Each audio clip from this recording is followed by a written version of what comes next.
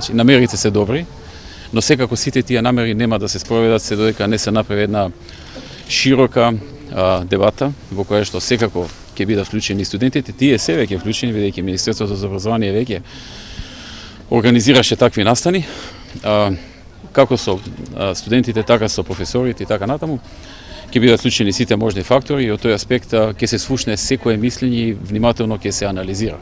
Студентите секако имаат право на различно мислење, имаат право на протест и јас тоа го респектирам. Она што е значено е дека ние сме сега во фаза на јавна дебата и ги слушаме сите мислења по ова прашање.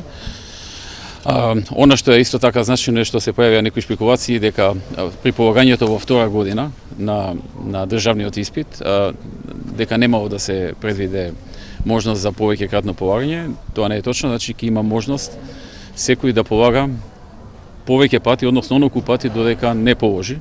Нас ни е целта да, ако некој дошол до оценка, проводна оценка без знаење, да биде натеран да научи. Тоа е единствената цел.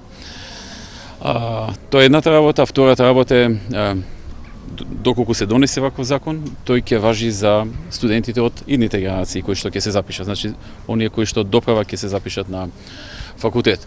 Како и да е, во фаза на јавна расправа е целата работа. Министерството за образование и наука внимателно и темелно ја спроведува оваа јавна расправа, се слушаат сите мислења, се прават сите анализи, сите компаративни споредби. Се сака да се помогне, да имаме нови генерации со посилно знаење, со поголема креативност, луѓе кои што пред се за себе ќе си обезбедат подобри услови, а секако како луѓе со повеќе знаење ќе бидат и позначени за самото општество затоа што ќе имаат поголем допринос во општеството.